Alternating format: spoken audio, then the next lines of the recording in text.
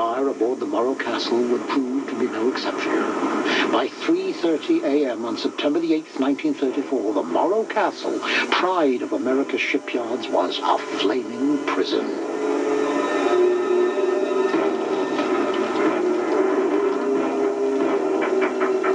Half of her lifeboats were stranded on A deck, burnt to cinders while still in their davits, and every man, woman, and child was forced to fend for themselves. They literally jumped from what is a 3-story building into the water. Some of the life jackets, when they hit the water, ride up and break their necks. And they die. Some people get stuck in portholes. There's one incident where a woman tries to squeeze through a porthole and literally the flames lick up the side of the ship and burn her alive on the same. It's a horrible scene.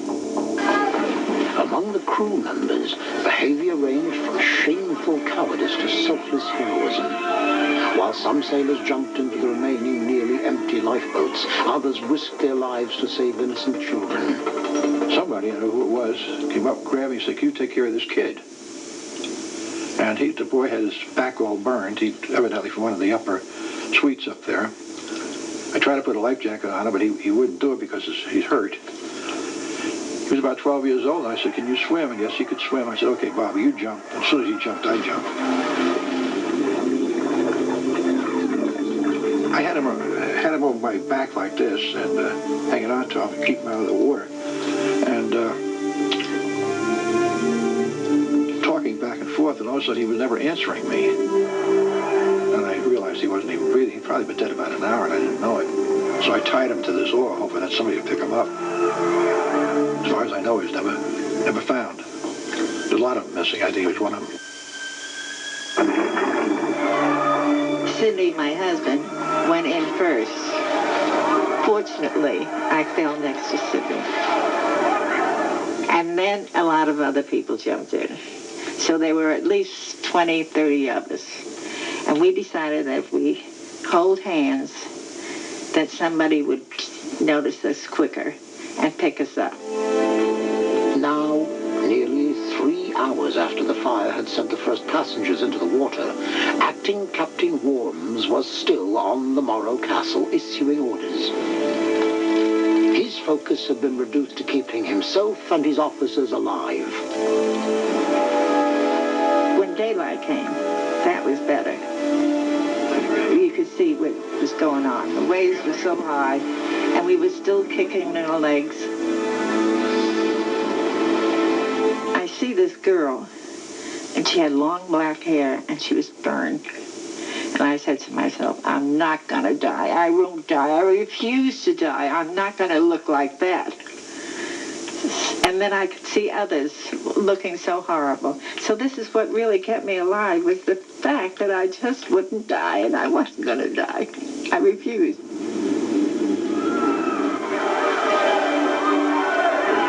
And finally, this big wave came, and as it settled down, Sidney sees this boat. And where we got the strength, I don't know. But we swam to that boat. And then they said, there's too many on. I said, oh no. And he said, oh no. So he picked me up, threw me in. And when he did, he broke his finger or something. And then he got in. And we were all laying there, you know, just like that. Jeff Monroe's father, aboard one of the helplessly drifting lifeboats, was also among the fortunate to survive the ordeal in the angry sea. Hours later, his boat drifted ashore at Spring Lake, New Jersey. Whether the cause was crew cowardice or the gale force conditions, the majority of the Morro Castle's lifeboats saved crew members, not passengers. In fact, Chief Engineer Eben Abbott was in the first lifeboat to hit the water. The daunting task of plucking survivors from the stormy seas was left to the ships responding to the SOS. The Andrea Luckenbach, Monica Bermuda, and City of Savannah. All were nearby when the Morro Castle's SOS was broadcast. All came steaming to help. Within 90 minutes, all three ships had maneuvered themselves close enough to snatch grateful victims from the sea. All told, they saved more than 160 souls from near certain death. One by one, the shivering, dazed survivors came ashore. We were in the water 5 hours. There was another girl in our party who was in another room, and we couldn't find her, and I still don't know whether she has been rescued or not. I'm hoping very much that she was. We haven't been able to locate his father nor his other brother. His little brother is 7 years old. I was in the water for about an hour, I guess, and I don't know what time the boat was sunk. I was asleep.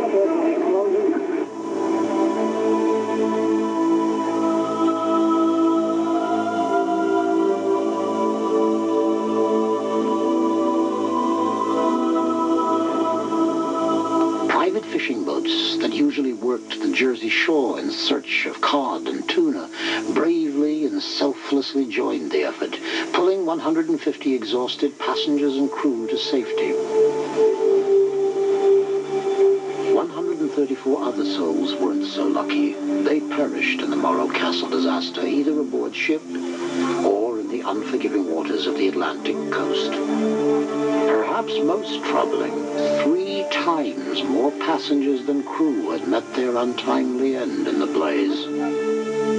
Before the last survivor of the Morro Castle fire was ashore, the Ward Line's Pride was called the Ship of Shame.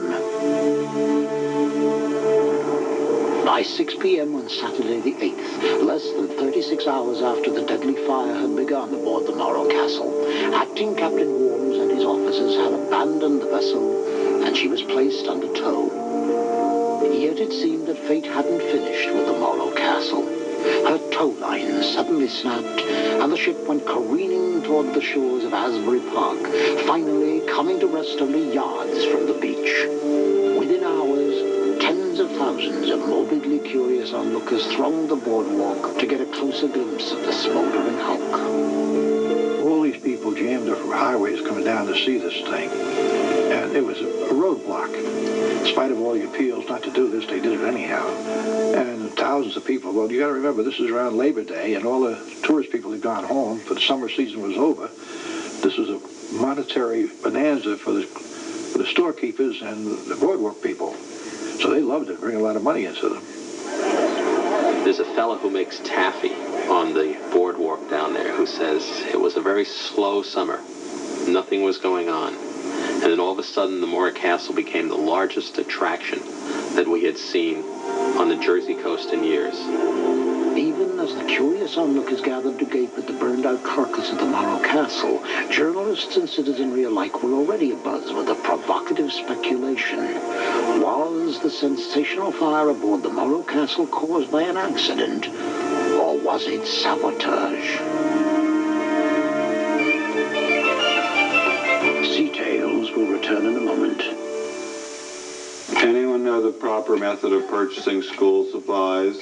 Anyone? The answer is efficiently. Anyone know the name of the economic... Before, the Morro Castle's skeletal remains lingered off the convention center in Asbury Park, New Jersey for more than 3 months.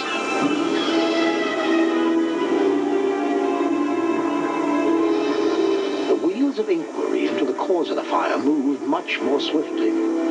By September the 10th, just 3 days after the fire, Acting Captain Worms, Chief Engineer Abbott, radio operator Georgia Lagner, and several others were hauled before the Steamboat Inspection Service to answer for their actions during the disaster.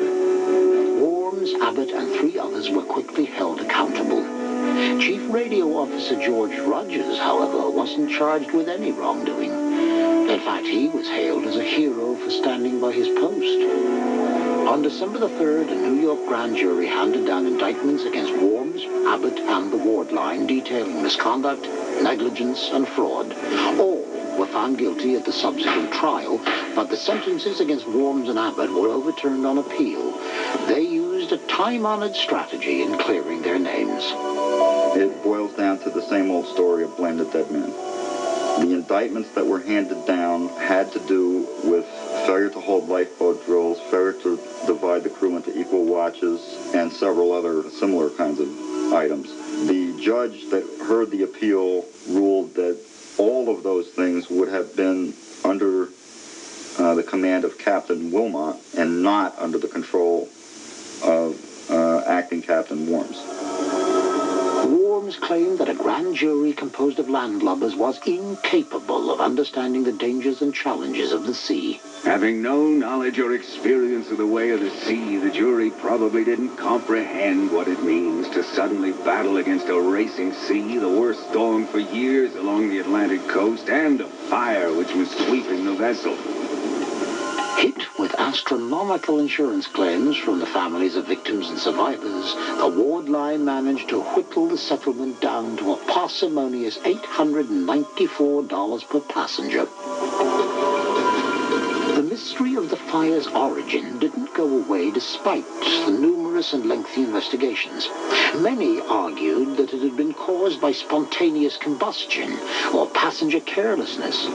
I think the fire started spontaneously, somehow, or might have been set by a careless passenger. The fact of the matter that it spread so quickly, that it moved horizontally as well as vertically, indicates that the fire probably started down on C deck or D deck, where cabins were located, where there were storage spaces and other things. So it would have been easy for it to work its way up inside the ship. And then when they opened up the locker on B deck, at that point oxygen fed in and the fire really began to feed and spread. But other researchers of the disaster maintain that only an incendiary device could burn that hot, that devastatingly, that quickly. It was a small fire when it was first discovered, but it immediately broke out of the writing room. It hit the floor, which is unusual for a fire because fires burn up and out. And it walked out of the writing room into the lounge, and it also amazingly went forward against the wind, which is very suspicious. As the years passed, the mystery of the Morro Castle deepened. For those who thought that the fire was intentionally started, an unlikely suspect began to emerge. The man who braved a burning radio room in order to send the SOS that had saved untold lives.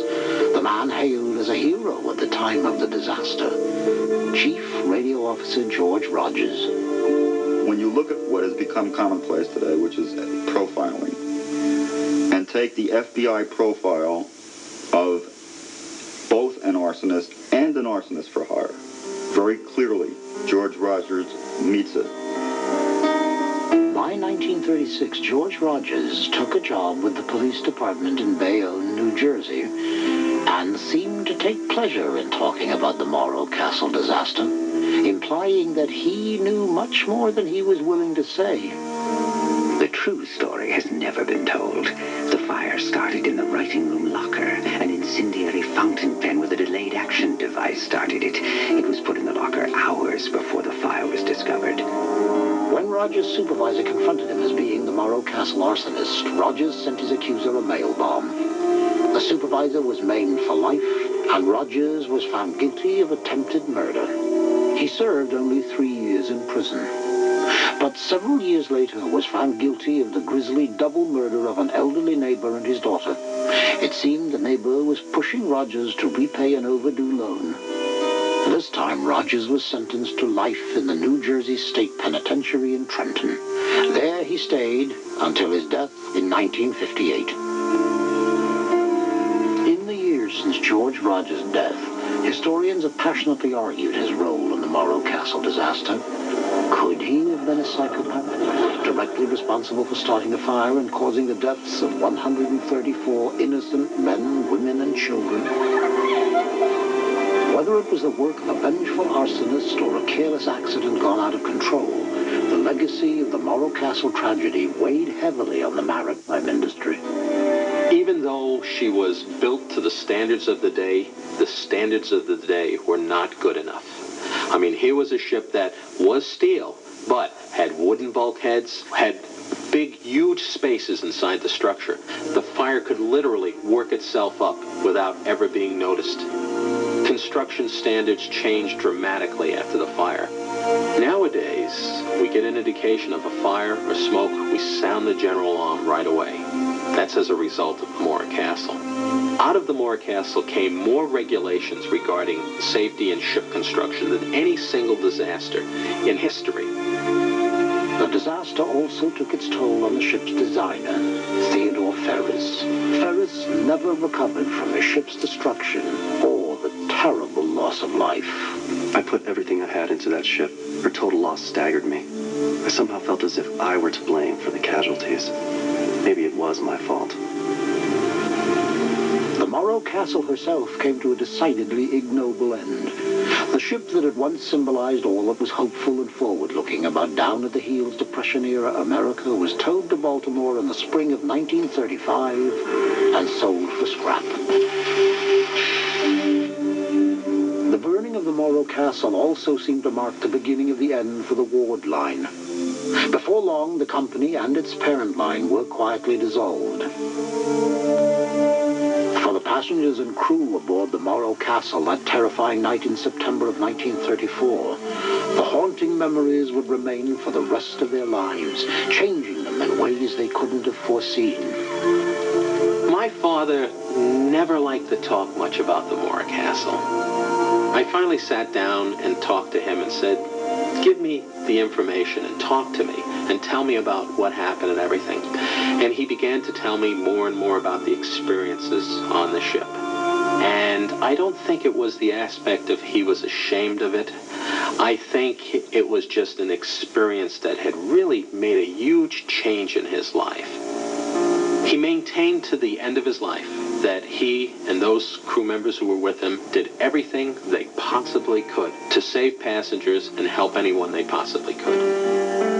I'm more or less of a defender of the crew. Certainly some of the crew deserted the passengers. But we don't want to paint the whole crew as running away with the passengers, which is very untrue. Thomas Torreson returned to work aboard a freighter not long after the Morro Castle disaster. He still considers the sea a friend and ally. Acting Captain William Warm survived the stigma of the Morro Castle and went on to serve his country as a three-stripe commander during World War II. For Dolly McTeague, the disaster destroyed a lifelong love affair with the intrigue and glamour of the sea. I went to Atlantic City, but I wouldn't go in the water and I wouldn't go on a boat again. Memories of that horrifying night would leave the young actress with lingering nightmares, tempered by a sense of salvation. A flashback of being in that water and being so helpless. I wake up screaming, and the only thing I could see in my mind was this poor, beautiful girl with the long black hair. That's what you think about. And how could you survive this? I guess strength, courage, a little faith, lots of faith. That helps. The sea continually tests those who dare to challenge her waves, exposing all that is noble and all that is disgraceful in humankind. The demands she makes can be cruel and life-threatening. The lessons she teaches can be harsh, but the reward she sees fit to bestow, some consider beyond measure.